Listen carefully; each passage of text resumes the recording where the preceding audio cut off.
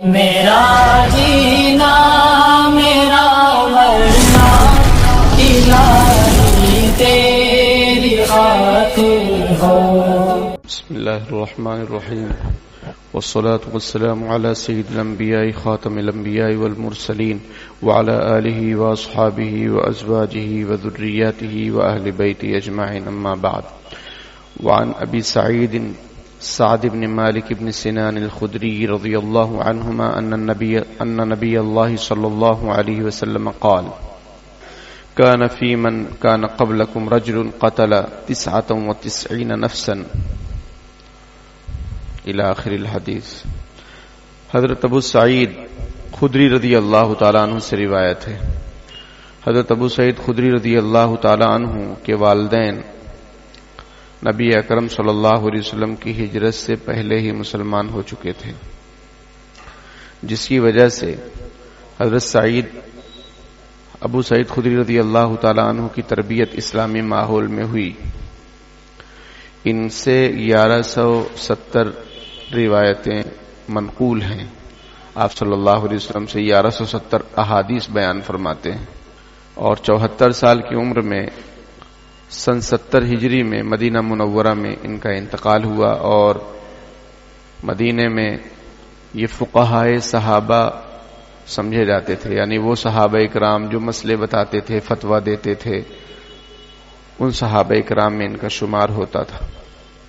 غزوہ احد کے سوا تمام غزوات میں یہ نبی اکرم صلی اللہ علیہ وسلم کے ساتھ میں تھے. ایسا لگتا ہے کہ غزوہ احد میں ان کی عمر برابر نہیں رہی ہوگی، یعنی 15 سال کے نہیں ہوئے ہوں گے، اس لیے یہ شریک نہیں ہوئے. ان سے روایت ہے. ان کا نام ہے سعد بن مالک، لیکن مشہور ہے ابو سعید خدری، لیکن اصل نام ہے ان کا سعد بن مالک بن سنان رضی اللہ تعالیٰ عنہما. ان کے والد بھی صحابی، والدہ بھی صحابی، یہ بھی صحابی.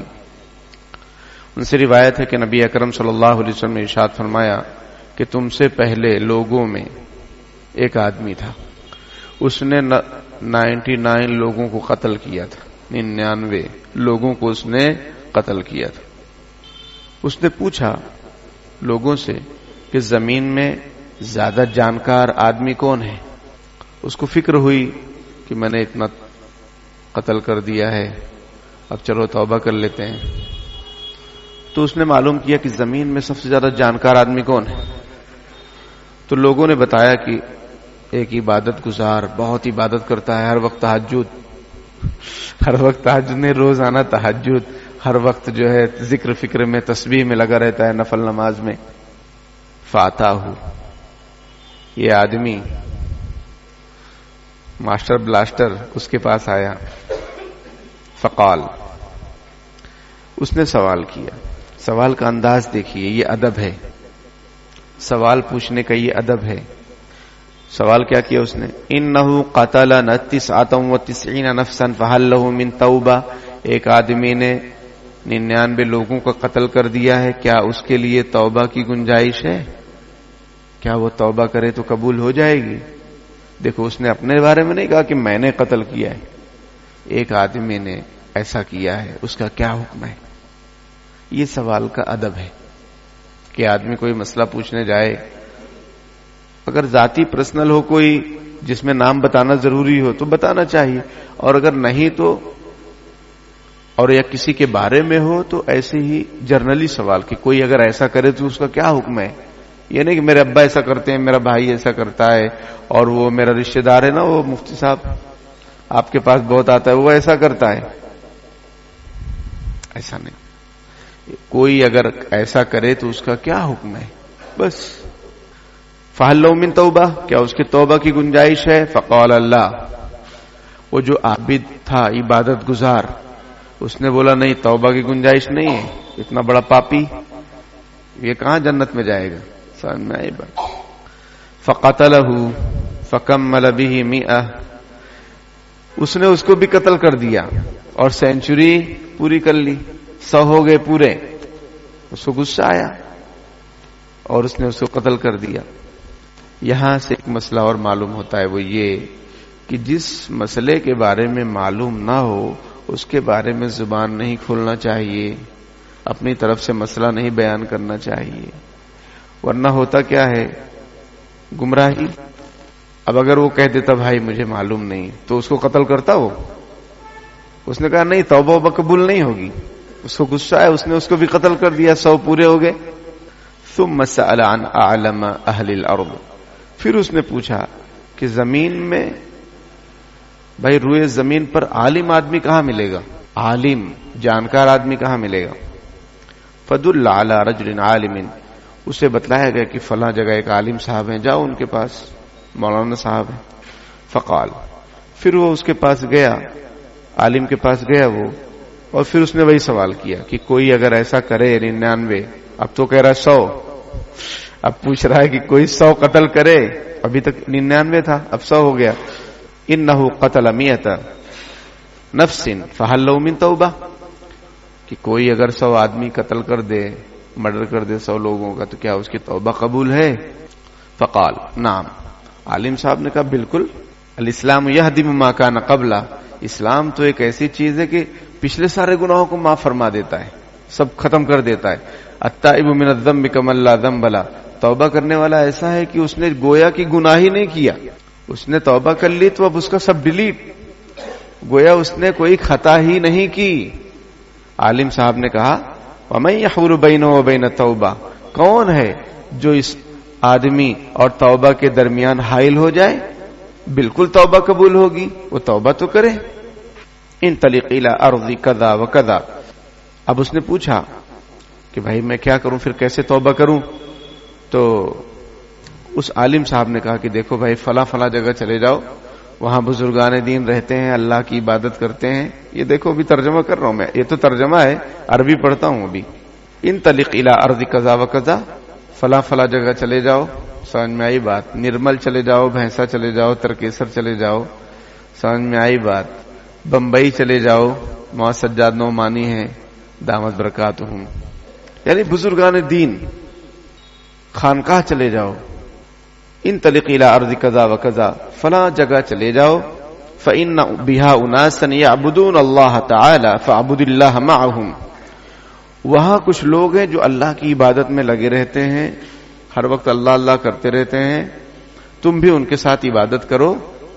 ہم القوم لا یشقى بهم جلیسهم, وہ ایسے لوگ ہیں کہ ان کے ساتھ بیٹھنے والا محروم نہیں ہوتا. یہ حدیث شریف دوسری ہے.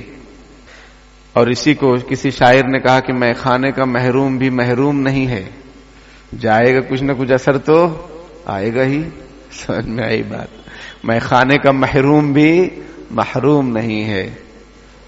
ولا ترجع الى ارضك فان ارض السوء, پھر اپنے شہر میں مت لوٹنا, وہیں رہ جاؤ, وہیں پڑ جاؤ, عبادت کرو, کیونکہ اپنے شہر میں لوٹو گے پھر ماحول میں کرمنل لوگ کے ساتھ پھر گھومو گے, ہے نا, پھر قتل کرو گے, سپاری لوگے.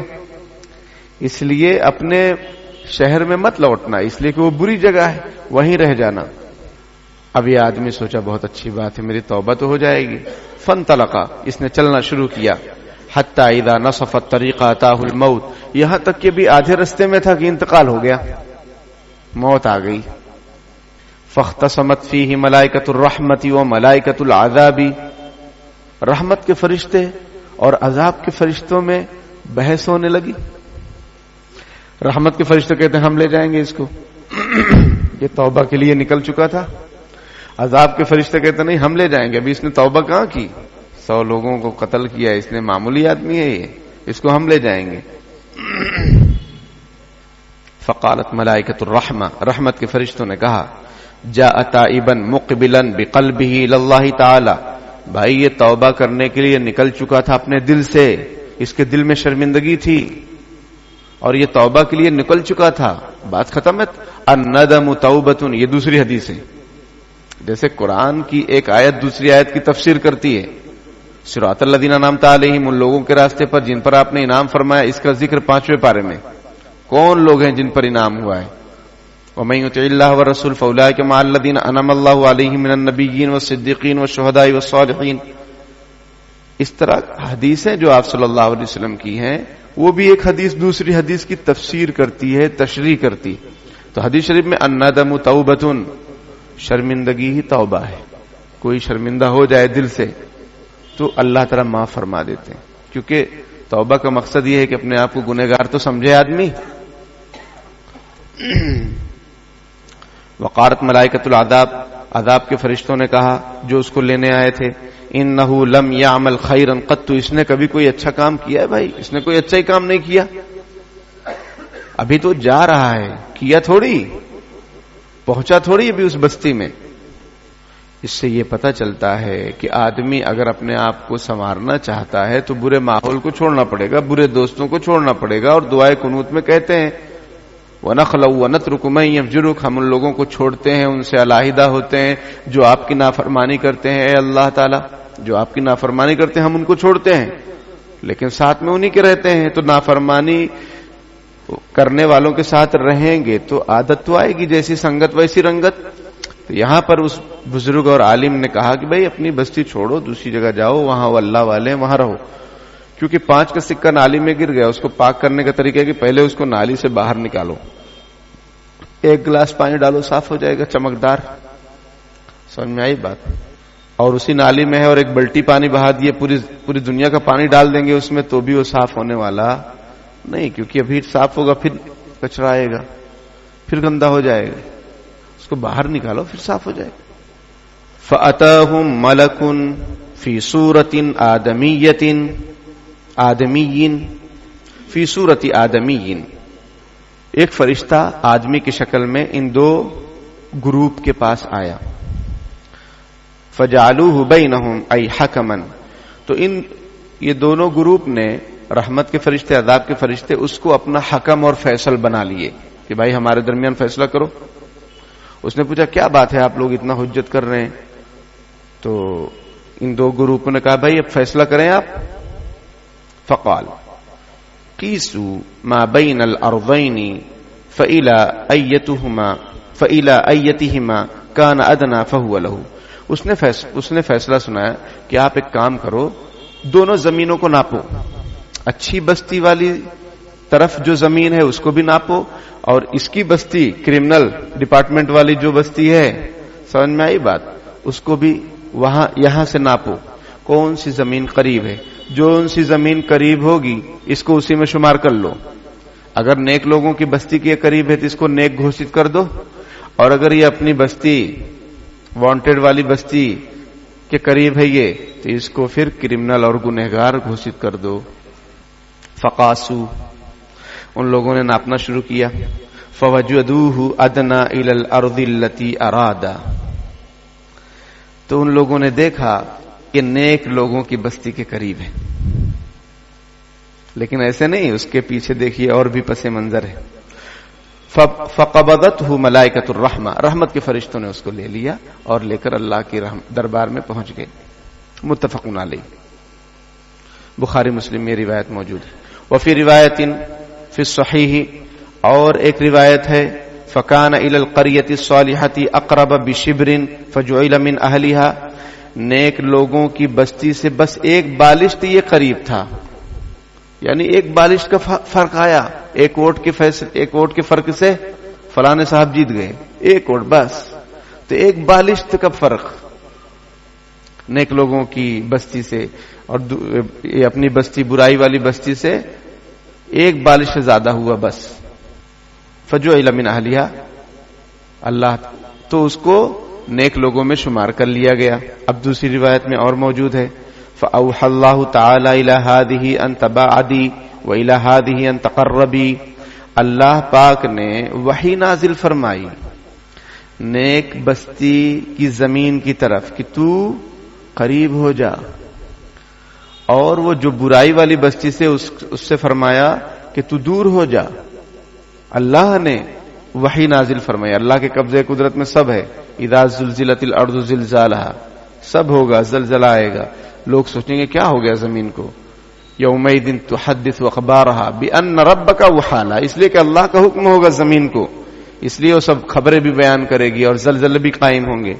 تو یہاں پر بھی وقال قیسوا ما بینہما، اور وہ فرشتے نے کہا کہ دونوں کے درمیان پیمائش کرو، نپائی کرو. فوجدوہ الی ہذہ اقرب بشبر فغفر لہ، تو لوگ فرشتوں نے دیکھا کہ ایک بالش یہ نیک لوگوں سے کی بستی سے قریب ہے، زیادہ ہے یعنی وہ کم ہے، اور وہ دور جو برائی والی بستی تھی وہ دور ہے، تو پھر اس کو نیک شمار کر لیا گیا اور اللہ تعالیٰ نے اس کی مغفرت فرما دی۔ تو دیکھیے کتنے بڑے حوصلے ہیں پروردگار کے، کتنے بڑے حوصلے ہیں پروردگار کے۔ اللہ رب العالمین کتنا مہربان ہے اپنے بندوں پر۔ ابھی وہ بستی میں پہنچا بھی نہیں اور اس نے زبان سے اور آنکھوں سے، زبان سے کوئی بات بھی نہیں کی، آنکھوں سے کوئی آنسو بھی نہیں بہائے، لیکن دل میں اس کی شرمندگی تھی کہ میں نے غلط کام کیا ہے، نکلا تھا توبہ کرنے کے لیے، تو اللہ پاک نے کتنا کرم فرمایا۔ تو اس لیے کبھی بھی مایوس نہیں ہونا چاہیے۔ لا تیأسوا من روح اللہ، اللہ کی رحمت سے کبھی مایوس نہیں ہونا چاہیے۔ انہ لا ییأس من روح اللہ الا القوم الکافرون، کہ کافر لوگ ہی اللہ کی رحمت سے مایوس ہوتے ہیں۔ ہمارے گناہ بڑے نہیں ہیں، اللہ کی رحمت بڑی ہے۔ ہمارے گناہ بڑے نہیں ہیں، اللہ کی رحمت بہت بڑی ہے۔ مایوس کیوں کھڑا ہے؟ اللہ بہت بڑا ہے۔ کوئی بھی گناہ ہو جائے سچے دل سے اللہ پاک سے معافی مانگ لینا چاہیے، اللہ تعالیٰ معاف فرما دیتے ہیں۔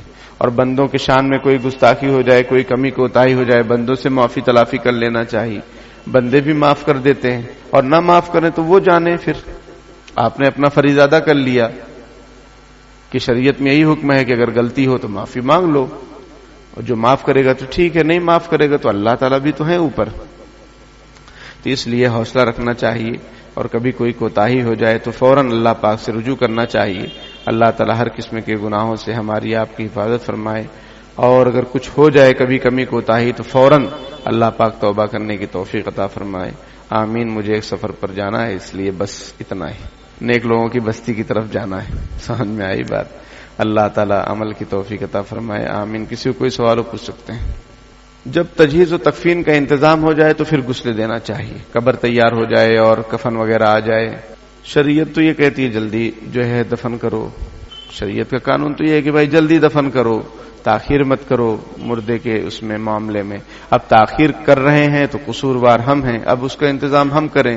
اب ہم انتظام کیا کرتے ہیں کہ وہ کچھ فریز وغیرہ آتی ہے اس میں رکھتے ہیں، ورنہ مسئلہ وہی ہے کہ بھائی جب سب انتظام ہو جائے تو اس وقت نہلاؤ، کفناؤ، اور پھر نماز جنازہ پڑھو، دفنا دو۔ کیونکہ جلدی اگر نہلا دیے اور 10 گھنٹہ بعد جو ہے دفنانا ہے، جلدی نہلا دیے اور 15 گھنٹہ بعد 20 گھنٹے بعد دفنانا ہے، تو کبھی کبھی کچھ آلائش ناک سے یا پیٹ سے نکلتی ہے تو پھر وہ کفن خراب ہوگا، تو پھر مسائل ہوں گے۔